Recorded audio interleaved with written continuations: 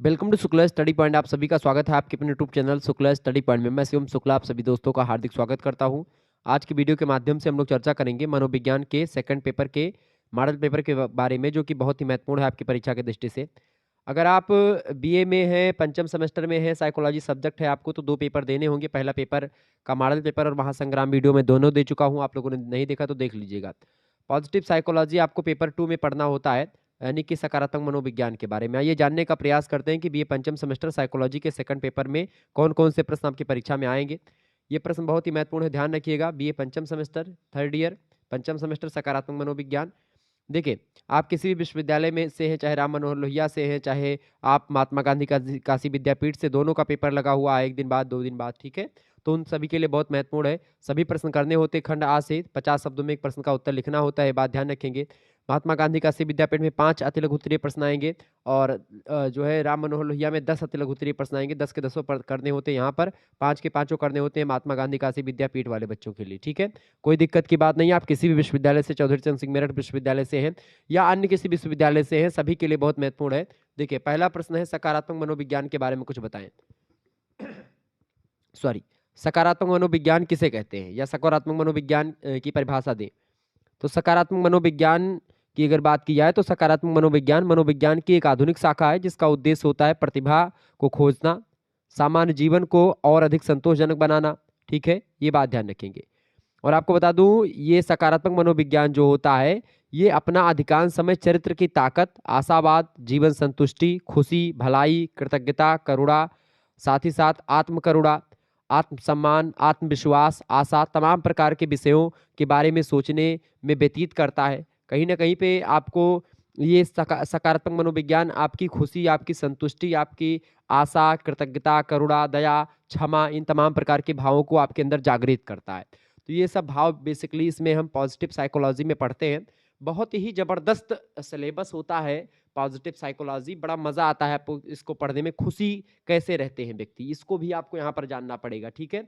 तो positive mindset जो होता है वो आपको यहाँ पर समझना पड़ेगा। तो सकारात्मक मनोविज्ञान की अगर बात की जाए तो सकारात्मक मनोविज्ञान का एक उद्देश्य जीवन की गुणवत्ता में सुधार लाने के लिए अपने नकारात्मक दृष्टिकोण को अधिक आशावादी दृष्टिकोण में बदलने की आवश्यकता पर प्रकाश डालता है, ठीक है। होगा होगा होगा, बिल्कुल होगा। आप देखते हैं जब कभी टेस्ट मैच आप देखेंगे तो पीछे से जो स्टंप माइक होती, वहां से बड़ी आवाज आती है, उसमें कहते होगा होगा। जब विकेट नहीं मिलती है, आगे मिलेगा मिलेगा भाई मिलेगा, जल्दी करते रहे, मिलेगा, ऐसे बोलते हैं। तो क्यों बोलते हैं? वो आशावाद है, यानी कि ये होप दिलवाते ताकि व्यक्ति जो है पॉजिटिव माइंडसेट से बॉलिंग करे, यानी कि सकारात्मक मनोविज्ञान वहां पर काम कर रहा है। समझ रहे चीजों को ना। यानी सकारात्मक मनोविज्ञान का मुख्य उद्देश्य होता है लोगों को उनकी कमियों को दूर करने के प्रयासों को निर्देशित करने के बजाय उनकी चारित्रिक शक्तियों को खोजने और उनका पोषण करने के लिए प्रोत्साहित या मोटिवेट करना। यानी आपके अंदर क्या टैलेंट है, उस टैलेंट को और ज्यादा बाहर निकालने का प्रयास करना, ठीक है। आपकी कमियों को ना ढूंढा जाए, आपके जो है अच्छी चीजें हैं उन पर फोकस करके आपको और अच्छा बनाया जाए, ये इंपॉर्टेंट होता है। इसके अलावा सकारात्मक मनोविज्ञान किसी के अतीत की स्वीकृति तथा भविष्य के अनुभवों के बारे में उत्साह और कल्याण की भावना को प्रोत्साहित करना चाहते हैं। तो कुल मिलाकर के सकारात्मक मनोविज्ञान की मूल धारणा यह है कि व्यक्ति अवसर अतीत की तुलना में भविष्य से अधिक मोटिवेट होता है, प्रेरित होता है, ठीक है।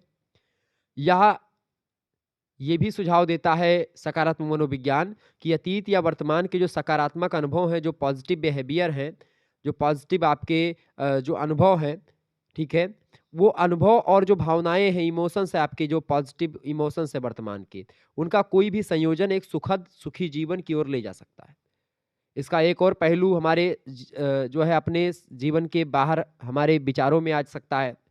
सकारात्मक मनोविज्ञान व्यक्तियों तथा समुदायों के विकास और खुशी जीवन या सुखी जीवन तथा उसे उन्हें फलने फूलने में सहायक बनाता है। तो सकारात्मक मनोविज्ञान सुखी जीवन और सकारात्मक भावनाओं को विकसित करने की मनोवृत्ति का विकास करता है। सकारात्मक मनोविज्ञान व्यक्ति के अंदर व अच्छे मतलब व्यक्ति के अंतर और अच्छे स्रावों का उत्सर्जन करता है, उसमें मदद करता है। कुल मिलाकर के सकारात्मक मनोविज्ञान आपके अंदर पॉजिटिव मनोवृत्ति का जन्म देता है, और पॉजिटिव मनोवृत्तियों के निर्माण के बाद में आपको एक प्रकार से एक पॉजिटिव माइंडसेट की तरफ ले जाता है। तो सकारात्मक मनोविज्ञान ये होता है, ठीक है। समझ में आया आपके? दूसरा प्रश्न आप देखेंगे, सचेतन की अवधारणा क्या है। सचेतन, सचेतन को अंग्रेजी में क्या बोलते हैं? अंग्रेजी में इसको बोलते हैं माइंडफुलनेस। क्या बोलते हैं? माइंडफुलनेस बोलते हैं सचेतन को। हिंदी में सचेतन आप शायद ना समझ पा रहे हो, लेकिन इसको माइंडफुलनेस बोलते हैं।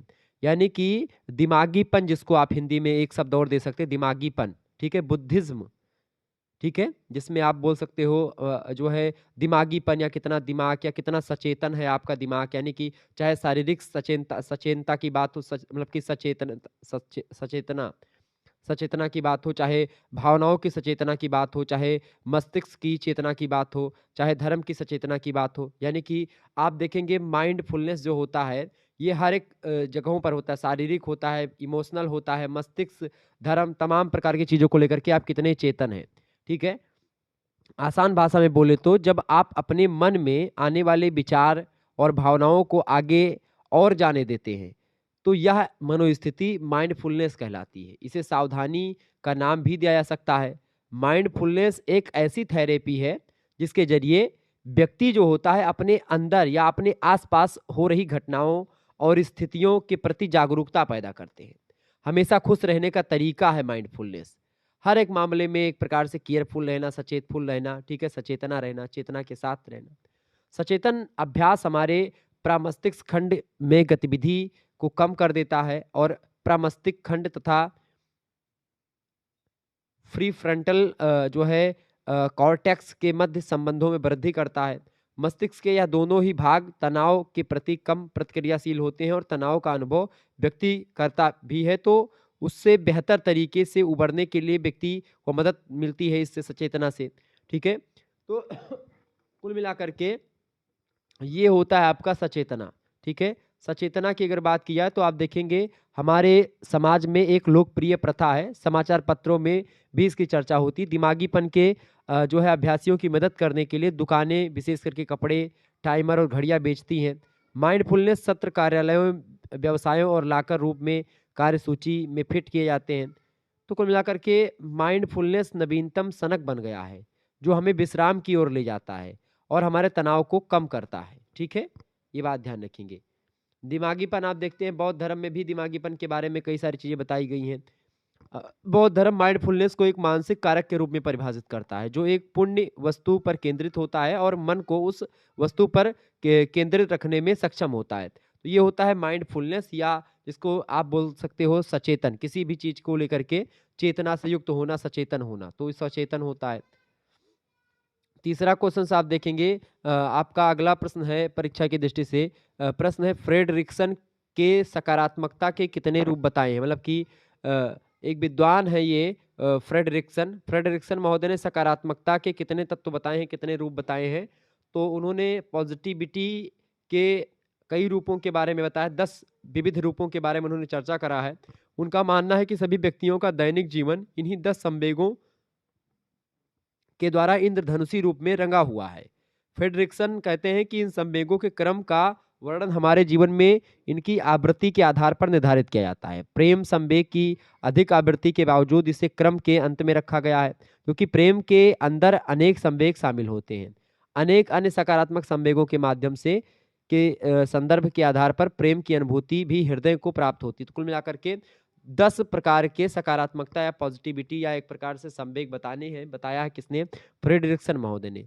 कौन-कौन से वो 10 हैं उनके बारे में थोड़ा-सा आपको बताने का प्रयास करूँगा। तो वही पूछा गया कितने रूप बताए हैं, तो 10 रूप बताए हैं। कौन-कौन से हैं? पहला है खुशी यानी जॉय, दूसरा है कृतज्ञता, ठीक है? यानी ग्रैटिट्यूड। तीसरा आपका होता है शांति, यानी कि जिसको बोलते हैं सेरेनिटी, तो शांति। चौथा होता है आपका रुचि यानी इंटरेस्ट। इसके अलावा पाँचवा होता है आशा यानी होप। छठा होता है आपका कौन-सा? छठा क्या होता है? मतलब कि गौरवानुभूति, यानी जिसको आप बोलते हैं प्राइड, तो वो एक होता है। इसके अलावा सातवां होता है आपका मनोरंजन, यानी कि जो है एजम्पशन जिसको बोलते हैं, या एक प्रकार से बोलते हैं जो है अमाउज़मेंट, ठीक है? तो मनोरंजन हो गया, मतलब हार्दिक मनोरंजन हँसने और अपनी प्रसन्नता को दूसरों के साथ साझा करने की अदम्य इच्छा लाता है, ये जो है फ्रेडरिक्सन महोदय कहते हैं। इसके अलावा आठवां जो तत्व होता है या रूप होता है सकारात्मकता का, वो होता है प्रेरणा यानी इंस्पायरेशन, ठीक है? इसके अलावा जो 9वां होता है तत्व सकारात्मकता का, पॉजिटिविटी का, वो होता है विस्मय, ठीक है? विस्मय की अगर बात की जाए तो आश्चर्य तब होता है, ये कहते हैं फ्रेडरिक्सन कहते हैं कि आश्चर्य तब होता है जब आप बड़े पैमाने पर अच्छाई के सामने आते हैं। आप वस्तुतः महानता से अभिभूत महसूस करते हैं। विस्मय की स्थिति उस समय उत्पन्न होती है जब हम किसी अच्छाई अथवा सृजन को विशाल रूप में देखते हैं। अनंत आकाश, विशाल महासागर, मनमोहक सुर संगीत, किसी महात्मा का ज्ञान अथवा महापुरुष का कर्म जब आप देखते हैं तो आप विस्मय में पड़ जाते हैं कि अरे प्रभु, इतना ज्यादा ज्ञानी, ये कौन है भाई, सब कुछ जानता है। तो आप विस्मय में पड़ जाते हैं। तो वो विस्मय भी सकारात्मकता का एक पहलू होता है। इसके अलावा 10वां जो पॉइंट बताया फ्रेडरिक्सन ने, वो बताया प्रेम, और प्रेम सबसे अंत में रखा। प्रेम एक एहसास होता है। क्या होता है? फीलिंग है प्रेम। लव इज अ फीलिंग, ठीक है, जो अन्य सकारात्मक लोगों को या संवेगों को समाहित करता है। फ्रेडरिक्सन प्रेम की परिभाषा को देते हुए कहते हैं कि सकारात्मकता की इन अन्य रूपों को जो प्रसारित करता है वह उनका संदर्भ है कौन? प्रेम, ठीक है। तो इस तरीके से 10 तत्व बताए उन्होंने। कौन कौन से? पहला तत्व किस क्या बताया? खुशी। दूसरा कृतज्ञता। तीसरा शांति। चौथा रुचि। पांचवा आशा। छठा गौरानुभूति। और जो है 7वां मनोरंजन। 8वां प्रेरणा। और आपका 9वां विस्मय। और 10वां प्रेम। प्रेरणा मतलब कि मोटिवेशन, प्रेरणा को इंस्पायरेशन या मोटिवेशन दोनों बोल सकते हैं, ठीक है। तो ये 10 रूप बताए सकारात्मकता के, किसने? फ्रेडरिक्सन ने। ध्यान रखिएगा। चौथा क्वेश्चन आप देखेंगे, बढ़िया प्रश्न है परीक्षा की दृष्टि से आपके। आशावाद किसे कहते हैं? बहुत ही जबरदस्त प्रश्न है। आशावाद यानी जो है ऑप्टिमिज्म बोलते हैं आशावाद को, ठीक है। वैसे आशा को होप बोलते हैं, लेकिन ऑप्टिमिज्म बोलते हैं किसको?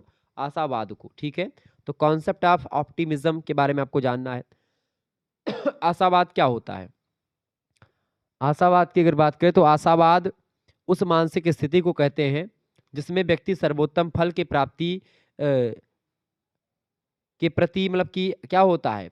आशान्वित होता है कि हमको ये मिलेगा। दार्शनिक रूप से निराशावाद का विलोम होता है आशावाद। आशावादियों ने यह प्रबल विश्वास होता है आशावादियों में कि घटनाएं और लोग मूलतः अच्छे होते हैं और इस कारण अधिकांश परिस्थितियों में उत्तम फल की ही प्राप्त होगा। मतलब एक हमने काम किया तो हमको फल मिलेगा, ये आशा होती, होप होता है कि हमने होप किया है। हम आशा करते हैं कि आप हमको ये चीज़ें देंगे। हमने आपको अगर कुछ दिया है तो आप हमको भी कुछ देंगे। जैसे मैं वीडियो बना रहा हूँ तो मैं इस होप से बना रहा हूँ कि आप लोग वीडियो को देखेंगे, आप वीडियो को लाइक करेंगे, आप वीडियो को शेयर करेंगे, चैनल को सब्सक्राइब करेंगे। हम इस होप से वीडियो बनाते हैं, ठीक है। तो ये हमारी क्या है? होप है, यानी कि आशा है, ठीक है। तो हम क्या हुए? आशावादी हुए। हमारा विचार क्या हुआ? आशावाद से प्रेरित हुआ, ठीक है। समझ रहे हैं ना? तो लोग जिस सीमा तक आत्मविश्वास रखते हैं उसमें अंतर होता है और उम्मीद करते हैं कि भविष्य की घटनाएं सकारात्मक रूप से हमारे सामने आएंगी। और इस दृष्टिकोण को आशावाद या ऑप्टिमिज्म कहते हैं कि भाई ये चीज ऐसी होगी, क्योंकि हम सकारात्मक पॉइंट ऑफ व्यू से ही आशावाद करते हैं। यानी कि हम कभी ये नहीं चाहते कि हमने ये काम किया है तो ये गलत, इसका परिणाम हमको मिलेगा। मैं कभी ये चाहूंगा कि भाई हम वीडियो बना रहे हैं, मैं वीडियो बना रहा हूं, तो मैं ये थोड़ी सोचूंगा कि आप इस वीडियो को देखेंगे ही नहीं, या इस वीडियो को आप लाइक नहीं करोगे, इस वीडियो को आप डिसलाइक करोगे, या इस वीडियो से आपको कोई लाभ नहीं होगा। मैं तो यही सोच करके बनाऊंगा कि यही प्रश्न सारे के सारे आपकी परीक्षा में आने वाले हैं। मैं यही सोच करके वीडियो बना रहा हूँ ना कि आप इसको पढ़ेंगे, आपके लिए बहुत ही महत्वपूर्ण होगा ये वीडियो। तो ये मेरी क्या है? आशा है, ठीक है। तो आशा हमेशा पॉजिटिव माइंडसेट को ध्यान में रख करके की जाती है, ये बात ध्यान रखेंगे, ठीक है। तो सकारात्मक मनोविज्ञान विशेष रूप से आशावाद के दृष्टिकोण में रुचि रखते हैं, क्योंकि हम परिस्थितियों के लिए आशावाद की एक स्थिर भावना लाते हैं जो हमारे विचारों और कार्यों को डोमेन की एक श्रृंखला में प्रभावित करती है। आशावाद वह स्थिति होती है जो व्यक्ति को किसी भी परिस्थिति में निराशा और अवसाद में नहीं जाने देती। किसी व्यक्ति को निराशा या कोई भी सिचुएशन हो उसमें एक आशा बनी रहती है कि मिलेगा भाई मिलेगा। मैंने आपको एक उदाहरण दिया था आशावाद को लेकर के कि जब टेस्ट क्रिकेट में विकेट नहीं मिलता है तो जो बॉलिंग वाले होते हैं वो पीछे से मतलब कि 4 5 6 लोग इकट्ठा हो जाते हैं, बोलते रहते हैं मिलेगा भाई मिलेगा मिलेगा मिलेगा, आप पे मार ऐसे बोलते हैं। तो इससे क्या होता है कि सामने वाले का मनोबल तो गिरता है और एक होप बनी रहती है कि भाई मिलेगा मिलेगा मिलेगा, जल्दी विकेट मिलेगा। ये थोड़ी ना कोई कहता कि नहीं मिलेगा विकेट। तो ये आशा होती है। तो आशावाद वह स्थिति होती है जो व्यक्ति को किसी भी परिस्थिति में निराशा और अवसाद में नहीं जाने देती, मतलब कि एकदम से निराश नहीं होने देती। व्यक्ति के मन में एक छोटी सी उम्मीद होती है कि कल बेहतर होगा और उसके लिए लगातार व्यक्ति प्रयत्न करता रहता है। आशावाद आत्मविश्वास से उत्पन्न होता है, हमारी सकारात्मक सोच पर भी आधारित होता है आशावाद। अगर आपका माइंडसेट ठीक ठाक है तो आप आशा कर सकते हैं, ठीक है, लेकिन आपका माइंडसेट ही नहीं गड़बड़ है कि आप किसी काम को करने से पहले आप अगर नकारात्मक सोच रखते हैं, नेगेटिव थिंकफुलनेस है आप, या नेगेटिव माइंडसेट से आप कोई काम कर रहे हैं, तो जाहिर सी बात है जब आप ऐसे पहले से ऐसे हैं तो जाहिर सी बात है आपका सोच ही जब गड़बड़ है तो दिक्कत हो जाएगी। तो कल यानी बेहतर कल पर टिका हुआ है आशावाद। ठीक है, तो आशावाद ये होता है। पांचवा पॉइंट आपका है कृतज्ञता। कृतज्ञता के बारे में आप क्या जानते हैं, फटाफट से आप बताने का प्रयास करेंगे। कृतज्ञता की अगर बात की है, बहुत ही जबरदस्त पॉइंट है आपकी परीक्षा की दृष्टि से कृतज्ञता। कृतज्ञता की अगर बात करें, क्या होता है कृतज्ञता भाई? कृतज्ञता को अंग्रेजी में क्या बोलते हैं? ग्रेटिट्यूड बोलते हैं कृतज्ञता को। क्या बोलते हैं? ग्रेटिट्यूड बोलते हैं। ठीक है, तो बताएं कृतज्ञता किसे कहते हैं?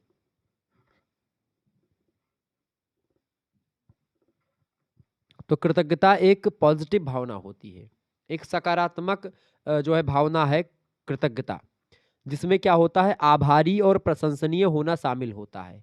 यह कई मानसिक और शारीरिक स्वास्थ्य लाभों से जुड़ा हुआ होता है। जब आप कृतज्ञता का अनुभव करते हैं तो आप अपने जीवन में किसी चीज या किसी व्यक्ति के लिए आभारी महसूस करते हैं और दयालुता, गर्मजोशी और उदारता के अन्य रूपों के साथ प्रतिक्रिया करते हैं। जैसे कि आपने किसी से रुपया उधार लिया है तो उसके प्रति आप कृतज्ञ हो जाते हैं कि भाई जो है ये हमने इससे रुपया लिया, तो जब वो आएगा सामने तो थोड़ा सा आप दयालुता या आप दूसरे तरीके का नेचर आपका बन जाएगा। तो कृतज्ञता वो विचार होता है। कृतज्ञता शब्द के कई अलग अलग अर्थ हो सकते हैं। यह इस बात पर निर्भर करता है कि दूसरे इसका उपयोग कैसे करते हैं और किस संदर्भ में करते हैं, उसके अकॉर्डिंग जो है कृतज्ञता का अर्थ और परिभाषा भी बदल जाती है। तो कृतज्ञता के प्रकार की अगर बात की जाए तो एक भावात्मक गुण के रूप में अगर कृतज्ञता को हम देखें तो इसका अर्थ ये होता है कि यह किसी व्यक्ति के सामान्य स्वभाव से रिलेटेड होता है। कृतज्ञता, कुछ लोग स्वाभाविक रूप से दूसरों की तुलना में अधिक बार कृतज्ञता का अनुभव करते हैं। हालांकि अनुसंधान ने कर्मनिष्ठता, सहमतता और बहिर्मुखता जैसे 5 बड़े व्यक्तित्व लक्षणों में से किसी के साथ स्पष्ट संबंध प्रदर्शित नहीं किया है।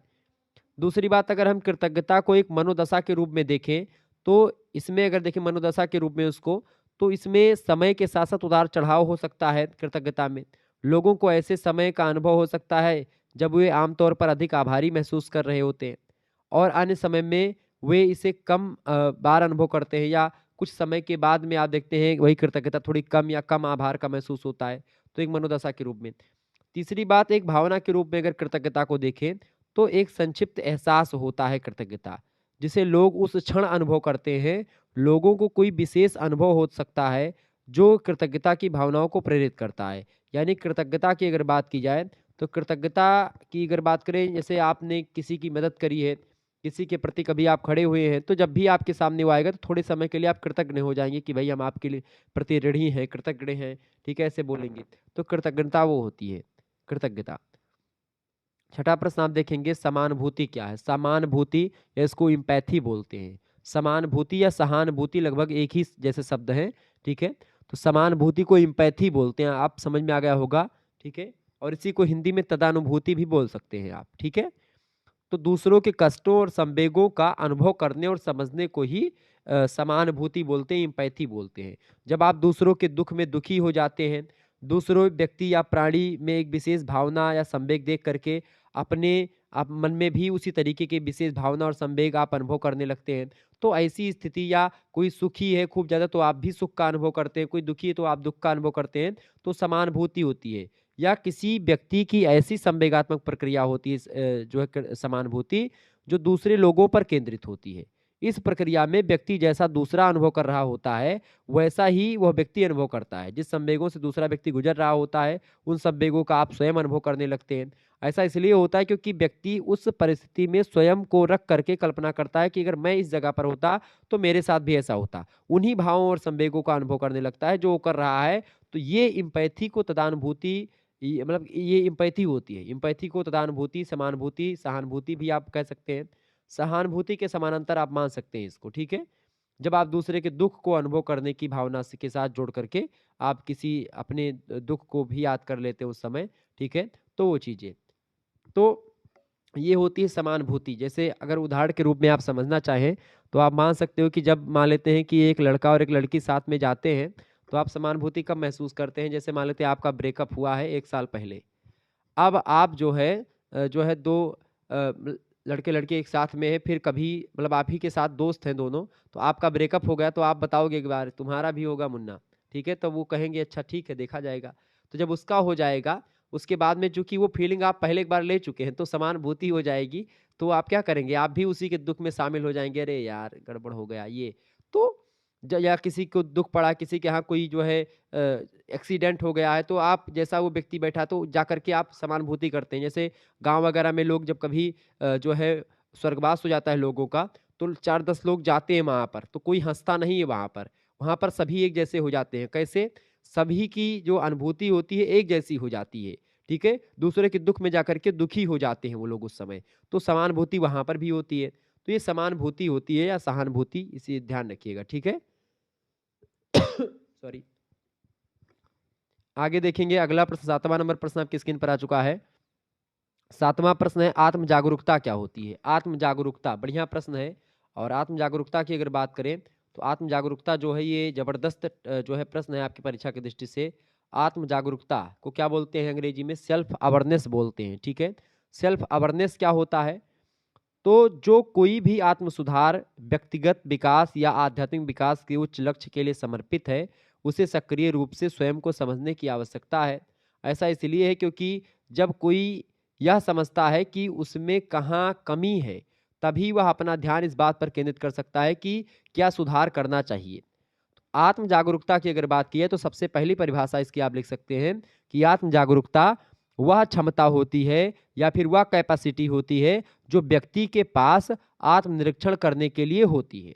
दूसरी परिभाषा आप लिख सकते हैं कि इसमें यानी कि आत्म जागरूकता में किसी की शक्तियों, गुणों, कमजोरियों, दोषों, विचारों, विश्वासों, आदर्शों, प्रतिक्रियाओं, दृष्टिकोणों, भावनाओं और प्रेरणाओं की समझ और अंतर्दृष्टि प्राप्त करना शामिल होता है किसमें?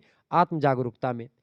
इसके अलावा आत्म जागरूकता की अगर बात करें तो इस प्रकार आत्मनिरीक्षण में यह आकलन करना भी शामिल है कि किसी को दूसरों द्वारा कैसा माना जाता है, दूसरों के द्वारा कैसा माना जाता है वो भी आत्म जागरूकता के अंतर्गत आता है। इसके अलावा किसी के व्यवहार, प्रतिक्रिया और आचरण के आधार पर दूसरे कैसे प्रभावित होते हैं वो आत्म जागरूकता कही जाती है।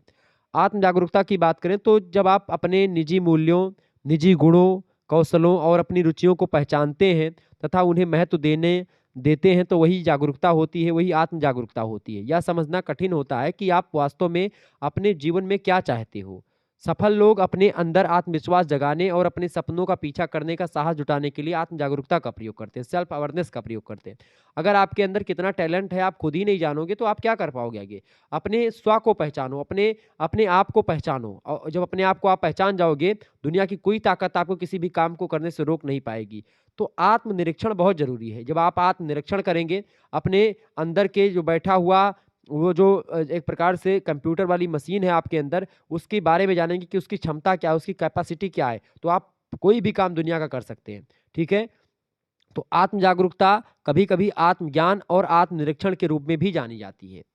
आपकी अपनी ज़रूरतें क्या हैं, इच्छाएं क्या हैं, असफलताएं, आदत और तमाम प्रकार की चीज़ों को समझने के बारे में जो आपको एक अद्वितीय व्यक्ति बनाता है। जितना अधिक आप अपने बारे में जानते हैं उतना ही बेहतर आप अपने जीवन के परिवर्तनों को स्वीकार करते हैं।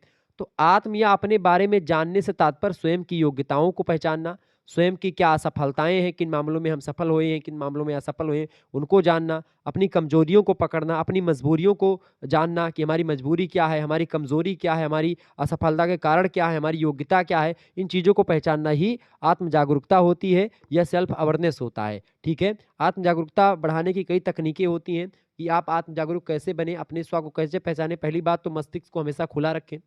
दूसरी बात अपने मस्तिष्क में अपनी ताकत और कमजोरियों को रखें कि भाई हमारी कमजोरी है। तीसरी बात अपने लक्ष्य पर ध्यान केंद्रित करना चाहिए। चौथी बात अपनी सीमा स्वयं निर्धारित करें कि हम कहाँ तक और कितने घंटे पढ़ सकते हैं, कितना घंटा जग सकते हैं, ये आप डिसाइड करोगे। आपके घर वाले या आपका टीचर नहीं बताएगा कि आप कितने घंटे जगे कितने में। ये आपके ऊपर डिपेंड है कि आपकी शरीर कितना ज़्यादा कैपेसिटी है कि आप कितने घंटे पढ़ सकते, कितने घंटे सो सकते हैं, ठीक है। इसके अलावा अपने संवेगों को जाने, अपने इमोशंस को पहचाने। इसके अलावा आत्म अनुशासन का अभ्यास करें। इस बात का ध्यान रखें कि आपका कार्य दूसरे को कैसे प्रभावित करता है। इसके अलावा दूसरों से पृष्ठ पोषण लें।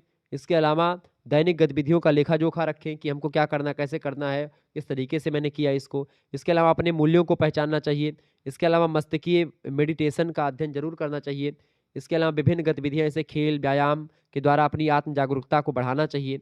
कुछ सामूहिक अभ्यास करना चाहिए। साक्षात्कार तथा प्रश्नावली तकनीकों का प्रयोग करना चाहिए। ऐसे तमाम आत्म अनुशासन का अभ्यास जरूर करना चाहिए। तो ये होता है आपका आत्म जागरूकता। ठीक है, ध्यान रखिएगा। तो दीर्घ उत्तरीय में ही प्रश्न पूछा जाएगा तो आप आसानी से बता पाएंगे। अगला प्रश्न है, प्रसन्नता से क्या आशय है? बढ़िया प्रश्न है, फटाफट से आप बताने का प्रयास करेंगे। प्रसन्नता से क्या आशय है भैया, बताइएगा। बहुत ही जबरदस्त प्रश्न है। प्रसन्नता किसे कहते हैं, बताएंगे। प्रसन्नता मतलब आप समझते हैं हैप्पीनेस होता है प्रसन्नता की अंग्रेजी। तो प्रसन्नता मानवों में पाई जाने वाली एक भावना है।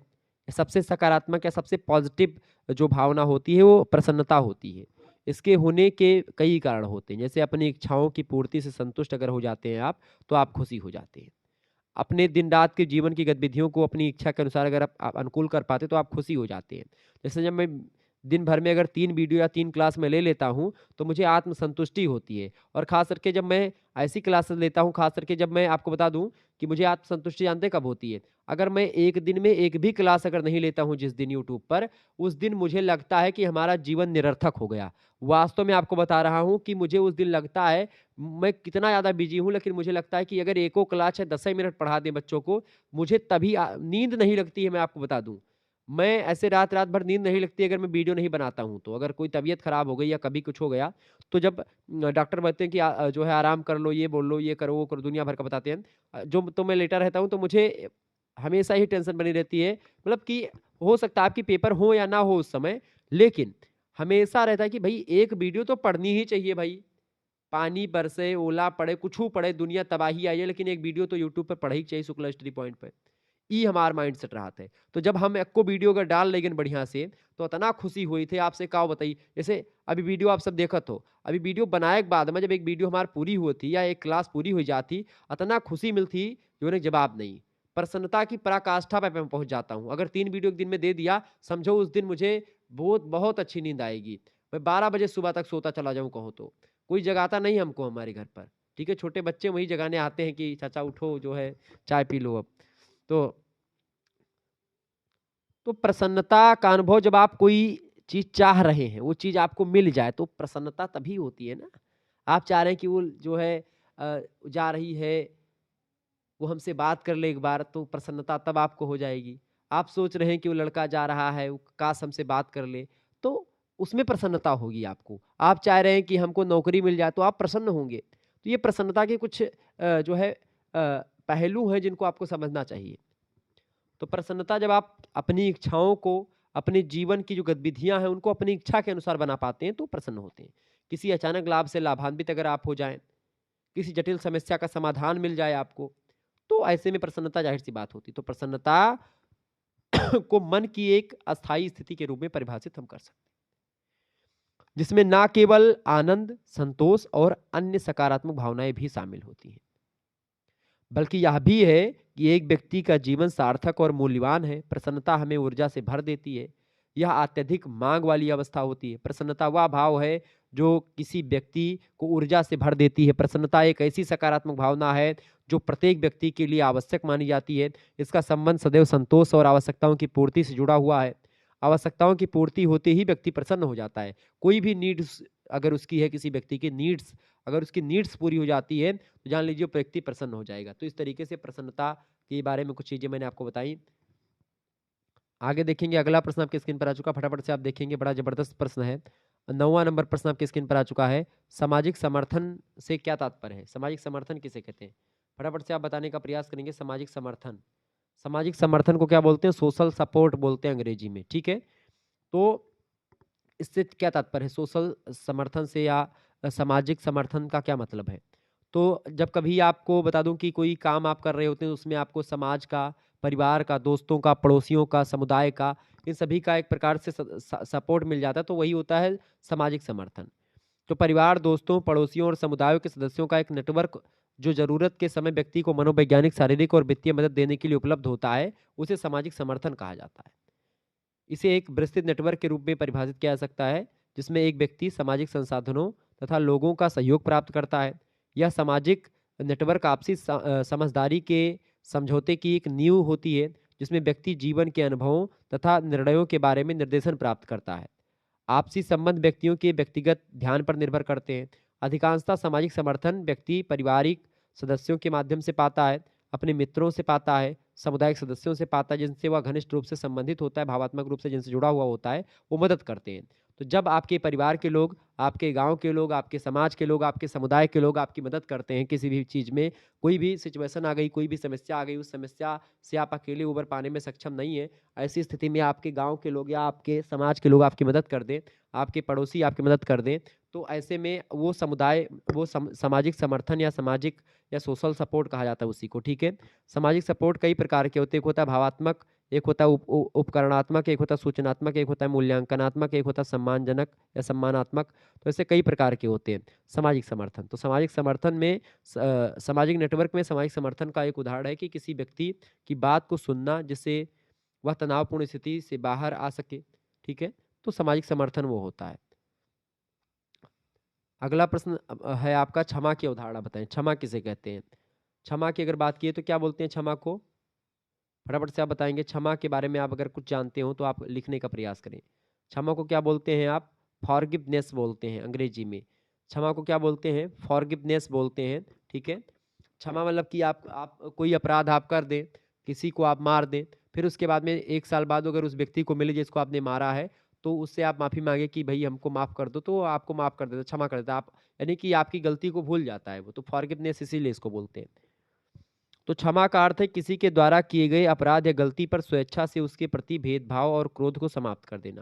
यानी आपने अगर हमको एक थप्पड़ मारा है, तो हम ये भूल जाएं कि आपने हमको मारा है, या जब आप हमको मारेंगे तो हमारे अंदर क्रोध की भावना जागृत होगी, यानी हम भी आपको मारना चाहेंगे। अब भले ही हम कमज़ोर हैं, हमारी शरीर ठीक ठाक नहीं है, तो हम आपको नहीं मार पाएंगे, लेकिन हमारा मन भी कहेगा कि आपको भी एक मारे, ठीक है, समझ रहे हैं ना। तो एक उदाहरण के माध्यम से समझा रहा हूँ, बाकी आप ना हमको मारेंगे ना हम आपके लिए ऐसा सोचेंगे, लेकिन अगर आप हमको मारोगे तो हमारे मन में भी कहीं न कहीं पे आएगा कि हम भी आपको मारें, समझ रहे हैं ना? जैसे पहले बचपन में क्या होता था, टीचर लोग मारते थे, तो मन यही कहता था कि हम हूँ इन्हें मारब जब बड़ा हुआ तब। ऐसे जब हमारे घर में हमारे जो है चाचा हमको जब कभी मारते थे, तो हम सोचते थे जब हम कही है कि तुहू बुढ़ाबो तो तुहू मारब। तो अब जब बड़ा भेन हम थोड़े तो हमें एहसास बारे तो छोड़ रहन बचपना रहा। तो मन कहा था उस समय मारे का, समझत हो ना? तो ई कौन मन हुए? यानी कि इस सिचुएशन का हुए कि वो मारिन तो हमहू मारे मन कहा थे उन्हें, लेकिन उन्हें मारे वाला जो हमारे मन में भाव उत्पन्न भरा, वही भाव का हम भुलाए के उन्हें क्षमा कर दिए, अरे छोड़ो यार चाचे तो हुए मारिन रहा। तो जब ई भाव आई जाता तो वह क्षमा के भाव हुए, ठीक है, समझो उदाहरण के माध्यम से। तो क्षमा याचना और क्षमादान मानसिक वातावरण से रिलेटेड होता है। मनुष्य स्वयं में स्वतंत्र होकर के या स्वतंत्र लक्ष्य लेकर के आया है, हमें उसका आदर करना चाहिए, लक्ष्य पूर्ति में सहयोग करना चाहिए। क्षमा याचना उसके समक्ष एक सौम्य वातावरण की सृष्टि करती है, वह क्षमाशील बने मनुष्य। वास्तव में क्षमा की अवधारणा स्वयं से आरंभ होती है। क्षमा माफ करने की प्रक्रिया है, यह वह प्रक्रिया है जो किसी के दायित्व या गलती के अनुरोध को स्वीकार करने या देने के लिए संदर्भित करती है। क्षमा के क्षण से पूर्व या अनुरोध करने वाले व्यक्ति को पश्चाताप करना चाहिए, जबकि गलती में घायल व्यक्ति को समस्या को पीछे छोड़ करके या पीछे छोड़ने के लिए हमेशा तैनात रहना चाहिए कि भाई यार चलो गलती हो गई तो क्षमा कर दे। लेकिन कभी कभी क्या होता है, जानबूझ करके लोग गलती करते हैं और आजकल एक शब्द चल गया sorry. Oh it's okay, oh man sorry, oh it's okay. तो ये जो चल गया है, ये आजकल जो पाश्चात्य जगत का जो है बोलते हैं मॉडर्नाइजेशन का जो दौर है, इस समय आधुनिकीकरण का जो दौर है, इस दौर में सॉरी इट्स ओके ये सब चल गया है। ये मुझे तो बिल्कुल भी पसंद नहीं लगता कि भाई आपने मुझको मारा या फिर मुझको कुछ हो गया, लेकिन अगर आपकी गलती नहीं है वास्तव में, मतलब कि जानबूझ करके आपने नहीं किया, तो माफ कर देना चाहिए, ठीक है। लेकिन अब ये सॉरी जो शब्द है, इस पर मैं थोड़ा सा बताने वाला हूं कि तुरंत सॉरी बोल दिया, तो केवल सॉरी बोलने से, आपके मुखार बिंदु से सॉरी शब्द निकलने से आपको माफ करना उचित नहीं है। आपको ये पश्चाताप होना चाहिए कि आपने गलती करी है, यानी वो फीलिंग्स भी आपके अंदर से निकलनी चाहिए, केवल शब्द नहीं। शब्द डोंट मैटर, इमोशन, इमोशन को पकड़ो, शब्दों को छोड़ो। तो अगर इमोशनली वो क्षमा मांग रहा है, इमोशनली माफी मांग रहा है, तो क्षमा करने योग्य है। अगर उसकी अकड़ नहीं गई है और वो सॉरी, सॉरी मैन, तो आपको इट्स ओके नहीं बोलना चाहिए, आपको भी वही प्रतिक्रिया करनी चाहिए।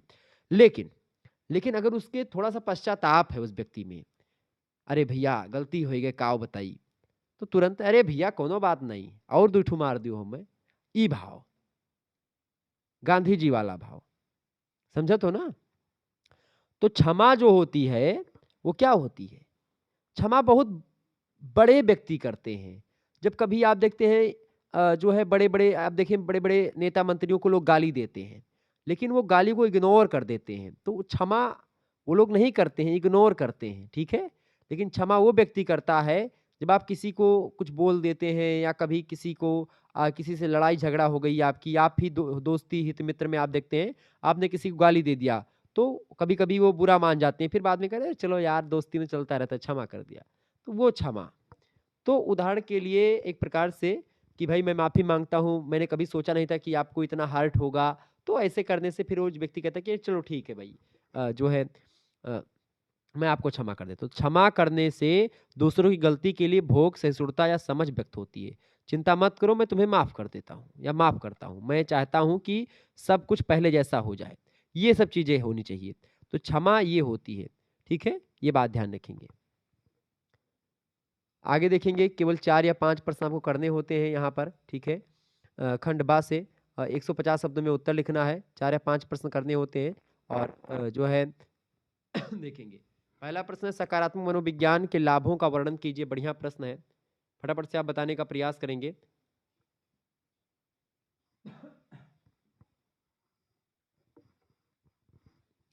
सकारात्मक मनोविज्ञान के क्या लाभ हैं बताइएगा?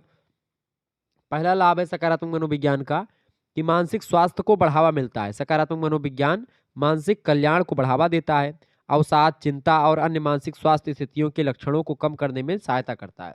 दूसरी बात जो सकारात्मक मनोविज्ञान होता है लचीलापन विकसित करने में सहायता करता है, जिससे व्यक्तियों को असफलताओं और प्रतिकूल परिस्थितियों में या परिस्थितियों से अधिक प्रभावी ढंग से उबरने में सहायता मिलती है। तो सकारात्मक मनोविज्ञान का ये दूसरा लाभ। तीसरा लाभ ये है कि संबंधों में सुधार भी लाता है, चूंकि सकारात्मक मनोविज्ञान सकारात्मक सामाजिक अंतः क्रियाओं और संबंधों को प्रोत्साहित करता है, जिससे व्यक्तिगत और व्यावसायिक संबंधों में सुधार आता है। चौथा लाभ आप लिखेंगे आत्मसम्मान को बढ़ावा मिलता है, क्योंकि कमजोरियों की बजाय ताकत पर ध्यान देना ध्यान केंद्रित करने से आत्मसम्मान और आत्मविश्वास को बढ़ावा मिलता है। जब कभी आप अपनी कमजोरियों पर कम ध्यान देते हैं, अपनी ताकत पर ज़्यादा ध्यान देते हैं, तो आप हमेशा आगे बढ़ते हैं और आत्मविश्वास आपका बढ़ता है। तो आत्मसम्मान को बढ़ावा मिलता है किससे? सकारात्मक मनोविज्ञान से। इसके अलावा आशावाद को प्रोत्साहित करता है सकारात्मक मनोविज्ञान, यानी कि आशावादी दृष्टिकोण को बढ़ावा देता है, जो बेहतर स्वास्थ्य और बढ़ी हुई दीर्घायु से जुड़ा हुआ है। इसके अलावा उत्पादकता बढ़ती है। अध्ययनों से पता चलता है कि अधिक खुश, अधिक सकारात्मक लोग काम पर अधिक उत्पादक होते हैं, यानी कि वो काम अच्छा करते हैं। हर एक मामले में जो है पॉजिटिव एनर्जी से करने वाले व्यक्ति उस काम को बड़े अच्छे तरीके से करते हैं। ठीक है? तो जिससे करियर उनका बड़ा बेहतर होता है। तो इस तरीके से परिणाम अच्छा निकलेगा जब आप अच्छे माइंडसेट से काम करेंगे। ठीक है? तो कभी भी जैसे पापा हमारे जब मैं हम लोग थे, छोटे थे तो हम 4 भाई हैं, तो जब काम करने के लिए बोलते थे तो हम ऐसे कहते थे, मतलब कि हम लोग सभी लोग ऐसे थे कि भाई चूँकि काम बहुत पड़ना करना पड़ता था पहले 10-12 ठो भैंस रहती थी हमारे यहाँ पे, अभी भी 7-8 भैंस है हमारे यहाँ पे। तो 10-12 भैंस पहले हुआ करती थी, वही दूध-वूध बेचा जाता था, उसी से जो पैसा मिलता था उससे घर चलता था और खेती होती थी। तो खेती में तम्बाकू बोई जाती थी खेत में, उसके बाद में गन्ना-वन्ना तो बहुत कम बोया जाता था हमारे यहाँ, तम्बाकू और गेहूँ, धान यही सब बोया जाता था। तो गेहूँ, धान में इसे जब बोया जाता है तो उसको काटने के लिए बड़ा मतलब और ये सब काम तो करना ही पड़ता था। गेहूँ काटना हुआ, धान काटना हुआ, ठीक है? ये सब खूब करते थे हम लोग, ठीक है? अभी भी गेहूँ काटने का समय आता है तो गेहूँ काटने मैं खुद जाता हूँ, मैं आपको बताऊँ वास्तविकता। गेहूँ काटने के लिए हम चारों भाई जब गेहूँ काटने का समय आता है तो तुरंत जो है हँसिया लेते हैं हम लोग और जाते हैं खेत में और अंगोछा-वंगोछा बाँध करके बढ़िया से और बैठते हैं और एक मतलब 2-2 बीघा खेत ऐसे एक-एक 2-2 दिन में का मतलब कि एक दिन में 1-2 बीघा खेत काट डाली थे हम सब। 4 जने, 4 भाई हम और पापा हमारे। तो लेकिन पिताजी का अपना ही जायदाद, पिताजी कहा तू बैठो आराम करो, हम सब तो हइये हन अभी काटा जे। तो मज़ा आवत है गेहूँ काटे में। चूँकि शुरुए से करत आएन लेकिन जब वही समय करत रहेन हम सब गेहूँ काटत रहेन तो उतना मज़ा नहीं आवत रहता, बड़ी सज़ा लागत रही। अब क्या है कि अब थोड़ा-सा एन्जॉय करते हुए काटा जाता है गेहूँ, थोड़ा-सा मौज करने के लिए, ठीक है? पहले क्या था, ज़बरदस्ती करना पड़ता था, अरे नहीं उठना है, तो ये मैं जो आपको बता रहा था, तो कभी-कभी क्या होता है कि जब आप पॉज़िटिव तो पिताजी हमारे बोलते थे कि जैसे कोई काम करने के लिए हम लोग उठते थे, तो मतलब कभी-कभी जब मन नहीं होता तो रोने लगते थे हम लोग, अरे पापा ना जावे हम, ये है, वो है, तमाम प्रकार के बहाना बनाए, पापा हमारा तबीयत खराब है, दाँत पिरात है, आज कान पिरात है, आज मूड पिरात है, ऐसे तमाम प्रकार के बहाना बनावत रहें। तो जब ये होता था, तब पापा हमारे है कहत रहे, मतलब 1-2 शब्द बोलते थे, उसके बाद में कहते थे, "रोए-रोए जौन है खेते में जाबो तो सब रोइन रोए होई जाई।" मतलब कि समझ रहे हो ना? यानी अगर आप नकारात्मक मनोविज्ञान या नकारात्मक माइंडसेट से कोई काम करेंगे, तो वो काम क्या हो जाएगा? बेकार हो जाएगा, काम अच्छा नहीं होगा। और वास्तविकता यही होती थी, जिस काम में हम लोग रो देते थे, वो काम या वो फसल हमारी बड़ी बेकार होती थी। ठीक है? तो वो नकारात्मक माइंडसेट से हम लोग जब जाते थे। लेकिन आज हम सकारात्मक मनोविज्ञान से, मतलब सकारात्मक माइंडसेट से गेहूँ काटने अगर हम लोग जाते हैं, तो गेहूँ भी 3 बीघे कुंटल, मतलब कि 3 कुंटल बीघे, 1 बीघे में 3 कुंटल गेहूँ निकलता है हमारे खेतों में, या और अच्छा फसल होती है। तो कहीं न कहीं पे सकारात्मक जो माइंडसेट होता है, बहुत इम्पोर्टेंट होती है, ठीक है? तो ये होता है सकारात्मक मनोविज्ञान का लाभ। दूसरा प्रश्न, सचेतना के आयाम बताइए। सचेतना के क्या आयाम होते हैं? सचेतना यानी जिसको माइंडफुलनेस बोलते हैं, तो उसके कई आयाम होते हैं, ठीक है? अब वो कौन-कौन से आयाम हैं, उसी आयामों के बारे में यहाँ पर पूछा गया है। आइए जानने का प्रयास करते हैं, सचेतना के क्या आयाम होते हैं। सचेतना के कई आयाम होते हैं। पहला आयाम होता है भैया कौन-सा? निर्णयात्मक नहीं होना, यानी कि नॉन जजमेंटल है ये। अपने मतलब आने वाले विचारों और वर्तमान क्षण को मूल्यांकन किए बिना या किसी भी श्रेणी में रखे बिना देखता है ये सचेतना, माइंडफुलनेस। दूसरी बात, प्रयास रहित होना, किसी विशिष्ट लक्ष्य की प्राप्ति हेतु प्रयास नहीं करना, वांछनीय परिणामों से जुड़ाव नहीं रखना, ये भी सचेतना का आयाम है। तीसरा आयाम होता है स्वीकृति, ठीक है? और चौथा है धैर्य, यानी कि ऐसा शांत मन धारण करना जो चीज़ों को उनकी गति से प्रकट होने दे, स्वयं के प्रति, आसपास के लोगों, परिस्थितियों और वर्तमान क्षण के प्रति धैर्य रखना। इसके अलावा भरोसा रखना, ये भी सचेतना का आयाम है। खुलापन होना, ठीक है, यानी ओपननेस, यानी प्रत्येक चीज़ को ऐसे ग्रहण करना, ऐसा माने कि यह पहली बार हो रहा है, पूरी तरह से वर्तमान क्षण में रह करके संभावनाओं को पहचानना, जानना उसको। इसके अलावा जैसे कि जो है जाने देना, मतलब कि ये भी एक आयाम होता है सचेतना का। किसी भी विचार, भावना या अनुभव से जुड़ाव नहीं रखना, ठीक है? इसके अलावा ये तमाम प्रकार की चीज़ें जो होती हैं, ये इम्पोर्टेंट होती हैं इसमें, ठीक है? विनम्रता होनी चाहिए, उदारता, समानुभूति, कृतज्ञता, ये सब सचेतनता के मतलब कि सचेतनता के आयाम होते हैं। किसके? सचेतनता के आयाम होते हैं, ये बात ध्यान रखेंगे। सचेतनता, ठीक है? तो इसके कई आयाम हैं, ठीक है? जिसमें विनम्रता, उदारता, समानुभूति, कृतज्ञता, खुलापन, भरोसा, धैर्य, स्वीकृति, प्रयास रहित होना, तो ये सब होता है, ठीक है? ये सब कई आयाम होते हैं। तीसरा प्रश्न, लचीलापन का क्या अर्थ है एवं प्रकार बताइए। लचीलापन का क्या अर्थ है? लचीलापन मतलब क्या होता है? थोड़ा-सा जटिल ना होना, कठिन ना होना, थोड़ा सरल होना, सहज होना, वही होता है आपका लचीलापन, ठीक है? अब लचीलापन के बारे में अगर आपसे पूछ ही लिया गया है, तो अब क्या बताओगे? बताएँ। लचीलापन किसे कहते हैं? फटाफट से आप बताने का प्रयास करेंगे, बहुत ही ज़बरदस्त प्रश्न आपकी परीक्षा की दृष्टि से आ चुका है। लचीलापन का क्या अर्थ है? लचीलापन कठिन या चुनौतीपूर्ण जीवन के अनुभवों को सफलतापूर्वक अपनाने की प्रक्रिया और परिणाम है। विशेष रूप से मानसिक, भावात्मक और व्यवहारिक लचीलेपन की आवश्यकता होती है। बाहरी और आंतरिक मांगों के समायोजन के माध्यम से लचीलेपन को अपनाना आवश्यक होता है, यानी कि किसी भी काम को करने के लिए थोड़ा सा एकदम सख्त नियम नहीं होना चाहिए, थोड़ा सरल नियम होना चाहिए। जैसे आप पढ़ने बैठे, तो जरूरी नहीं कि 4 घंटे का नियम बना तो 4 घंटे ही पढ़ेंगे। जितना देर पढ़ने की इच्छा हो रही है उतनी देर पढ़ेंगे, नहीं तो आप बाकी घंटे में जो पढ़ेंगे वो बिल्कुल आपके माइंड में रुकेगा नहीं। तो ज़बरदस्ती पढ़ने में अगर आप बैठेंगे तो दिक्कत हो जाएगी। तो लचीलेपन की अगर बात की जाए, लचीलेपन के प्रकार की अगर बात की जाए, देखिए लचीलापन जो होता है, जैसे अ अ, सीखने के अवसरों के रूप में चुनौतियों को देखना, भावनाओं को विनियमित करना और भावनाओं को उचित तरीके से व्यक्त करना, जिसे आप बदल नहीं सकते, उस पर ध्यान केंद्रित करने के बजाय उन चीज़ों पर ध्यान केंद्रित कर दें जिन्हें आप नियंत्रित कर सकते हैं। तो ये सब होती है लचीलापन, ठीक है? लचीलेपन की अगर बात की तो कई प्रकार का लचीलापन होता है, ठीक है? पहला होता है आपका शारीरिक लचीलापन, दूसरा होता है मानसिक लचीलापन, तीसरा होता है भावात्मक लचीलापन और चौथा होता है सामाजिक लचीलापन, ठीक है? ये बात ध्यान रखेंगे। लचीलेपन का महत्व इसलिए है चूँकि लचीलापन जो है व्यक्ति को मानसिक स्वास्थ्य स्थितियों जैसे अवसाद और चिंता से बचाने में बहुत मदद करता है, ठीक है? कि कोई काम आपका नहीं हो रहा, थोड़ा-सा रिलीफ़ करें, रिलैक्स रिलैक्स फ़ील करें, ठीक है?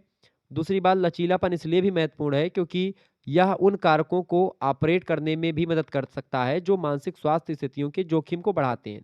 जैसे धमकाया जाना या पिछला आघात, ये सबसे मदद करता है बचाने में, ठीक है? लचीलेपन से बड़ी, चूंकि लचीलापन सफलता की कुंजी है। किसी भी क्षेत्र में अगर आप मतलब प्रयास करते हैं और वो सफल नहीं होते हैं तो फिर पीछे नहीं हटने का, थोड़ा सा और प्रयास करें। लचीलेपन के बिना हम परिहार और लाचारी जैसे अस्वास्थ्यकर लक्षणों पर वापस आ जाते हैं। इसीलिए हमको लचीलापन बहुत जरूरी होता है किसी भी काम को करने से पहले। ठीक है, तो लचीलापन है। आगे देखेंगे अगला प्रश्न, चौथा नंबर प्रश्न है, आशा के प्रकार बताइए। बढ़िया प्रश्न है, आशा के प्रकार बताइए। आशा की बात करें यानी टाइप्स ऑफ होप, तो आशा दो प्रकार की होती है। पहली होती है मिथ्या आशा, यानी कि जिसको आप फाल्स होप बोलते हैं, और दूसरी होती है सामूहिक आशा, जिसको आप कलेक्टिव होप बोलते हैं। तो जो मिथ्या आशा होती है, ऐसा माना जाता है कि सच्ची आशा वास्तविकता में आधारित होती है, जबकि दूसरी ओर मिथ्या आशा को वास्तविकता की पहचान कराने में विकृतियों का परिणाम माना जाता है। तो मिथ्या आशा मतलब कि फाल्स यानी गलत होप। शोध साहित्य के अनुसार मिथ्या आशा 3 कारणों से घटित होती है। जब अपेक्षाएं वास्तविकता के स्थान पर भ्रम पर आधारित होती हैं, पहली बात। दूसरी बात, जब तर्कहीन लक्ष्यों हेतु प्रयास किया जाता है, और रूल, और जब वांछित लक्ष्यों को प्राप्त करने के लिए अपर्याप्त दृष्टिकोण और प्रक्रियाओं का पालन किया था। तीसरा, तो इस तरीके से स्नाइडर ने तर्क दिया कि यह आवश्यक नहीं है कि मिथ्या आशा वास्तविकता में विकृतियों का ही परिणाम हो। उनका मत यह था कि उच्च आशा वाले व्यक्ति सकारात्मक भ्रम का उपयोग कर सकते हैं, जो उनकी वास्तविकता की धारणा को प्रभावित कर सकता है, लेकिन वे अनिवार्यता प्रमुख वास्तविकता विकृतियों को सृजित करने वाले प्रतिकूल भ्रमों में शामिल नहीं होती है। यानी कुल मिलाकर के आशा, जो मिथ्या आशा है, वो आप किसी चीज को, जो नहीं होने वाली चीज है, उस पर आप आशा लगा करके बैठे कि जो नहीं ही होना है। जैसे अब आप कहें कि आप एक अक्षर पढ़ना लिखना नहीं जानते और आप उसको आशा दिलवाएं कि आप आईएएस बनोगे, तो फिर वो मुश्किल ही काम है ना, तो वो मिथ्या आशा के अंतर्गत आएगी। ठीक है, जिसका कोई मतलब कि प्रयोजन ही नहीं, जिसका कोई उद्देश्य नहीं है। मतलब उद्देश्य हो भी तो उद्देश्य सफल होने वाला नहीं, तो ऐसे उद्देश्य या ऐसे आशा रखना बेकार है। दूसरी बात, जैसे आप फर्स्ट सेमेस्टर की वीडियो देख करके और सोचे कि ये थर्ड सेमेस्टर में यही आ जाएगा, तो मिथ्या आशा ही होगी ना। दूसरी बात, दूसरी आशा होती है सामूहिक आशा, कलेक्टिव होप। सामूहिक आशा की घटना अनुसंधानकर्ताओं द्वारा अन्वेषण किया गया एक महत्वपूर्ण विषय है। स्नाइडर और फेल्डमैन महोदय ने 2000 ईस्वी में शोध किया और कहा कि सामूहिक आशा लोगों या समुदायों के समूह की लक्ष्य निर्देशित चिंतन की सीमा को व्यक्त करती है। सामूहिक आशा तब क्रियाशील हो जाती है जब बड़ी संख्या में लोग ऐसे अनुभव कर हेतु या ऐसे लक्ष्य हेतु प्रयास करते हैं जिसे किसी एक व्यक्ति के द्वारा प्राप्त नहीं किया जा सकता। ठीक है, तो जब किसी लक्ष्य को आप एक व्यक्ति नहीं प्राप्त कर सकता, तो इसके लिए सामूहिक आशा की जरूरत पड़ती है। सभी सामूहिक आशा का संचालन, जैसे पर्यावरण संरक्षण करना हुआ, स्वास्थ्य संवर्धन करना हुआ, या सरकारी योजनाओं को क्रियान्वित करना हुआ, सामुदायिक प्रयासों के द्वारा ही ये चीजें संभव हो पाती हैं। तो ये सामुदायिक आशा होती है, सामूहिक आशा होती है। ठीक है, तो ये आशा के प्रकार हो गए। आगे देखेंगे, अगला प्रश्न आपकी स्क्रीन पर आ चुका, फटाफट से आप देखेंगे, बड़ा ही जबरदस्त प्रश्न है। 5वां प्रश्न है, करुणा का या करुणा की अवधारणा दीजिए। करुणा किसे कहते हैं, बताएं। करुणा को कंपैशन बोलते हैं। ठीक है, कंपैशन। तो करुणा की अवधारणा दीजिए। करुणा का आशय कमजोर व्यक्तियों या प्राणियों के प्रति उत्पन्न होने वाली उस भावना से है जो उसकी कमजोर स्थिति को समझने और उसके प्रति समानुभूति या सहानुभूति चिंता रखने से उत्पन्न होती है। यह भावना जो करुणा की होती है, ये व्यक्ति को दुखित या दुखी व्यक्ति की सहायता करने हेतु प्रेरित करती है। कोई व्यक्ति दुखी है तो उसके प्रति आपके मन में करुणा का भाव उत्पन्न होता है कि भाई इसकी मदद करनी चाहिए। मतलब कि करुणा समानुभूति से भी बढ़ करके एक आगे अगला कदम होता है। समानुभूति तो होती है कि भाई इसके दुख में आप भी दुखी हो गए, लेकिन करुणा की वह भावना होती है कि जब दुखी हो करके भी आप उसके प्रति कुछ करने की सोचें, तो करुणा होती है। करुणा समानुभूति से बढ़ करके है। यह न केवल दुखी व्यक्ति की तकलीफ को समझने में हमारी सहायता करती है, बल्कि उसके दुख को दूर करने के लिए प्रोत्साहित करती है। दुख को दूर कैसे किया जाए, इसको आप सोचने लगते हैं। वो दया, मतलब वो करुणा की भाव होते हैं। ऑक्सफोर्ड इंग्लिश डिक्शनरी में करुणा शब्द के बारे में बताया गया कि ये शब्द लैटिन भाषा के कंपट्टी शब्द से निकला है, जिसका मतलब होता है पीड़ित होना। यानी साहित्य में एक व्यापक सहमति प्रतीत होती है कि करुणा में पीड़ित व्यक्ति के लिए महसूस करना और उनकी सहायता करने के लिए प्रेरित होना शामिल है। ठीक है, तो करुणा कुल मिलाकर के जो होती है वह भावना होती है जो दूसरे की पीड़ा को देख करके उत्पन्न होती है और जो बाद में सहायता करने की इच्छा को प्रेरित करती है। कुल मिलाकर के करुणा न केवल किसी व्यक्ति की पीड़ा से छुआ महसूस करने के बारे में है, बल्कि उसकी सहायता करने के लिए कार्य करने की इच्छा से है। करुणा बौद्ध दर्शन का एक मूल सिद्धांत भी है। ठीक है, और खास करके करुणा आप हिंदू धर्म में भी देख पाएंगे। तो करुणा के बारे में दलाई लामा 1995 में करुणा के बारे में परिभाषा देते, कहते कि उसे दूर करने की प्रतिबद्धता के साथ दूसरों की पीड़ा के लिए एक खुलापन होता है करुणा। तो करुणा वो होती है। ठीक है, समझ में आ गया। आगे देखेंगे, अगला क्वेश्चन आपकी स्क्रीन पर आ चुका है। छठवां प्रश्न है, आत्म जागरूकता से क्या लाभ होता है। आत्म जागरूकता से क्या लाभ होता है भाई, फटाफट से आप बताने का प्रयास करेंगे। आत्म जागरूकता, आत्म जागरूकता कैसे विकसित करेंगे, तो मैंने आपको बता दिया था, सेल्फ अवेयरनेस को बोलते हैं आत्म जागरूकता को। तो आत्म जागरूकता जो है हमें, आत्म जागरूकता होने से हमें परिणामों को प्रभावित करने की शक्ति मिलती है, या हमें बेहतर निर्णयकर्ता बनने में मदद करती है, हमें अधिक अविश्वास मतलब आत्मविश्वास देती है। आत्म जागरूकता होने पर हम स्पष्टता तथा इरादे के साथ संवाद कर सकते हैं। तो कुल मिलाकर के हम मतलब कि आत्म जागरूकता जो होती है उससे कई लाभ होते हैं। पहली बात, अच्छा, ये स्वयं पर ध्यान केंद्रित करने की क्षमता भी होती है आत्म जागरूकता। पहला इसका लाभ ये है कि आत्म जागरूक होने से न केवल एक मजबूत चिकित्सकीय संबंध बनाने में मदद मिलती है, बल्कि एक सामान्य व्यक्ति को अधिक सुसंगत निर्णय लेने में भी सहायता मिलती है, सहायता होती है, जो समग्र कुशलता में योगदान देता है। ठीक है। दूसरी बात, आत्म जागरूकता एक व्यक्ति को अपने चरित्र की ताकत और कमजोरियों की कद्र करने की क्षमता भी प्रदान करती है। तीसरी बात, आत्म जागरूक होने से खुद को बेहतर बनाने में हम मदद पा सकते हैं, यानी खुद को हम बेहतर कर सकते हैं। इसके अलावा आत्म जागरूकता दूसरों के प्रति सहानुभूति सुनिश्चित करती है। ठीक है। इसके अलावा आत्म जागरूकता न केवल स्वयं को बल्कि दूसरों को भी समझने में हमारी मदद करती है। इसके साथ ही साथ हमें परिणामों को प्रभावित करने की शक्ति भी आत्म जागरूकता देती है। तो आत्म जागरूकता के कई लाभ होते हैं जो कि मैंने आपको बताए। आत्म जागरूकता की अगर बात करें तो सबसे जरूरी चीजें हैं, दो आयाम होते हैं आत्म जागरूकता के। एक आत्म साक्षात्कार, यानी कि आत्म जागरूकता के चरम में आत्म साक्षात्कार होता है। यह तब होता है जब कोई स्वयं को और दुनिया में अपने अस्तित्व के कारण को समझने लगता है। दूसरा आत्म ज्ञान या आत्म अन्वेषण, ये एक ऐसी प्रक्रिया है जिसके द्वारा हम स्वयं को पूर्ववत समझते हैं और स्वयं का अन्वेषण करते हैं, अपने आत्म निरीक्षण करते हैं, आत्म मूल्यांकन करते हैं, अपने स्व को पहचानते हैं। उसके बाद में फिर हम आत्म जागरूक होते हैं। ठीक है, तो ये आत्म जागरूकता होती है, इसके कई लाभ होते हैं। सातवां क्वेश्चन आप देखें, खुशी से क्या लाभ है, उदाहरण भी बताइए। खुशी किसे कहते हैं, खुशी से क्या लाभ होता है। खुशी, कोई खुशी मतलब प्रसन्नता, हैप्पीनेस। ठीक है, तो खुशी क्या होती है। अच्छा, खुशी मतलब सुखी जीवन का रहस्य है संतोष। संतोषम परम सुखम कहा गया वेदों में भी, मतलब कि मतलब भारतीय धर्म ग्रंथों में कहा गया संतोषम परम सुखम। संतोष करने से क्या होता है, खुशी मिलती है। ठीक है। यदि यदि हम वर्तमान में जीते हैं तो हमें अपनी यादों को संजोते हुए चलते हैं, हर छोटी चीज के लिए खुद की सराहना करते हैं, हमारे पास जो भी है उसके लिए ईश्वर के प्रति आभार व्यक्त करते हैं, ईश्वर के आभारी होते हैं। इस प्रकार की हमारी सकारात्मक सोच के कारण से हम अधिक संतोष की प्राप्ति करते हैं और सुखी व संतुष्ट जीवन व्यतीत करते हैं।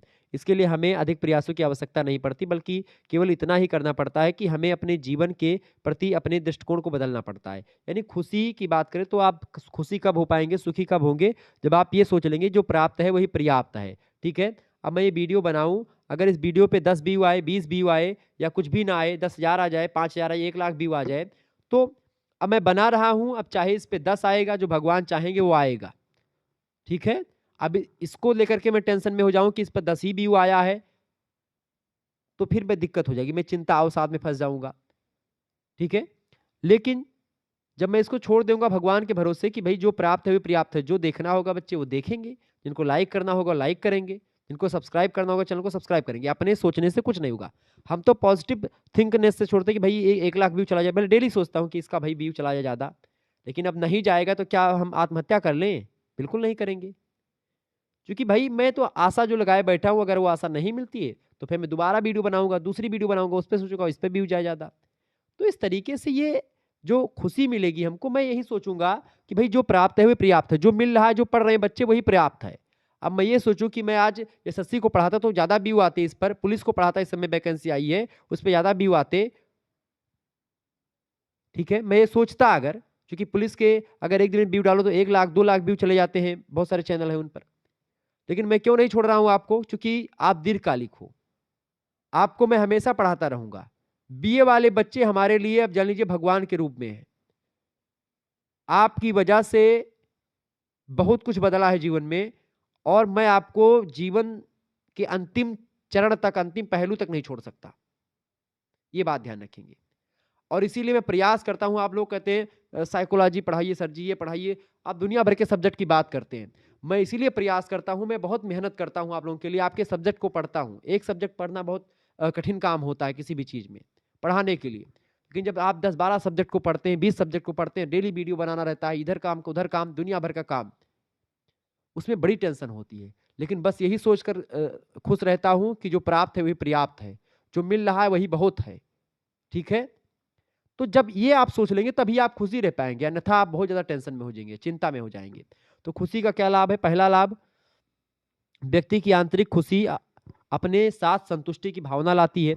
दूसरी बात, खुशी से सकारात्मकता की भावना फैलाती है खुशी, और हमारे चारों ओर खुशियां बिखेरती है। इसके अलावा जो है खुशी कोई सीखने की चीज़ नहीं है, और ना कोई व्यक्ति इसे सीख सकता है, या अनुभव करने की भावना होती खुशी। इसके अलावा खुश रहने के लिए किसी का अमीर होना आवश्यक नहीं कि पैसा ज़्यादा हो तभी आप खुशी रहेंगे। इसके अलावा खुशी हमारे मस्तिष्क में सकारात्मक हार्मोन उत्पन्न करती है। तो ये खुशी के लाभ हैं। उदाहरण की अगर बात करें तो जब आप क्या करते हैं, अपने दोस्तों के साथ खेलते कूदते तो आप खुशी होते हैं। ठीक है, आप कोई मूवी देख रहे होते हैं अपने दोस्तों के साथ, नहाते हैं, कॉफ़ी के लिए दोस्तों के साथ मिलते जुलते हैं, चाय पीते हैं साथ में बैठ करके। तो एक व्यक्ति के जीवन में खुशी वो सारे क्रियाकलाप ला सकते हैं जो मैंने आपको बताए।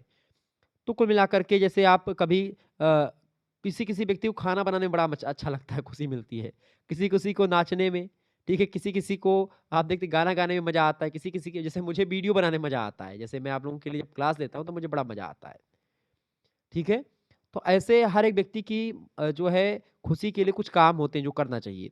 ठीक है, कई उदाहरण है, जैसे कि जो है अपनी इच्छाओं की पूर्ति से संतुष्ट होंगे तो खुशी का पहला उदाहरण। अपने दिन रात के जीवन की गतिविधियों को अपनी इच्छा के अनुसार अनुकूलित कर पाएंगे तो आप खुशी होंगे।